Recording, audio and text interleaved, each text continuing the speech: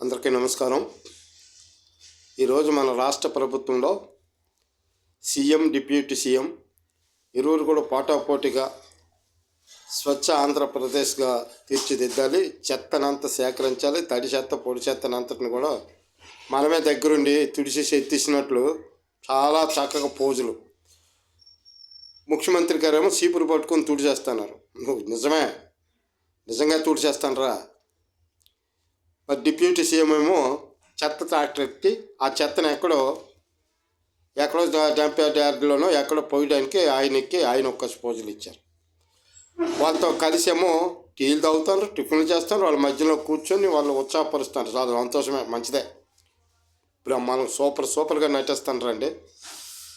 మీరు ఇప్పటికొచ్చి మున్సిపల్ పారిశుద్ధ కార్మికులు కానీ, గ్రామ సచివాలయాల్లో చేసినటువంటి పారిశుద్ధ కార్మికులు కానీ ప్రతి నెల ఏ రోజైనా అడుక్కోకున్నా, ఉద్యమాలు చేయకున్నా, పోరాటం చేయకున్నా, ధర్నాలు చేయకున్నా మీరు ఏ రోజైనా జీతాలు స్వచ్ఛందంగా వేసారా?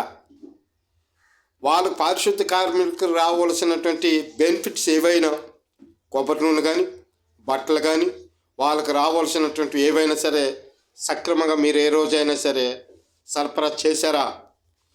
మరి వాళ్ళకి స్వచ్ఛ భారత్ వాళ్ళకి అవసరం లేదా? పారిశుద్ధ కార్మికులకి వాళ్ళు పరిశుభ్రంగా ఉండడానికి అవసరమైనటువంటి వస్తువులు ప్రభుత్వం ఇచ్చే బాధ్యత ప్రభుత్వానికి లేదా? ఉందా లేదా? ఒకసారి ప్రజలు ఆలోచించండి. ఏదో వాళ్ళు తక్కువ కులం వాళ్ళని, కిందోళ్ళని చెప్పేసి వాళ్ళు ఏదో ఎత్తుతూ ఉంటే మరి మనం వచ్చి ఈ విధమైనటువంటి ఆలోచన చేయడం మంచిదా?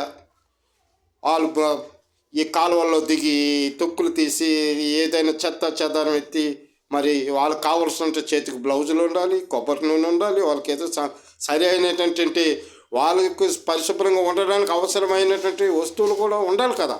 అది మన ప్రభుత్వ బాధ్యత కాదా?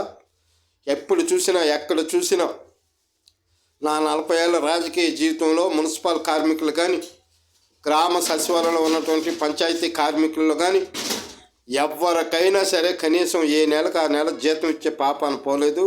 వాళ్ళు ఎన్నో నెలల్లో 5 నెలలు, 6 నెలలు, 7 నెలలు కూడా గడిచిపోయి వాళ్ళు జీవన ఆధారమైన జీతాలు లేక బయట వడ్డీలకి తెచ్చుకొని ఆ అప్పులు కట్టుకుంటేనే వచ్చిన జీతాలతో సరిపోతుంది. వాళ్ళకి ఇచ్చిన జీతం ఎంత?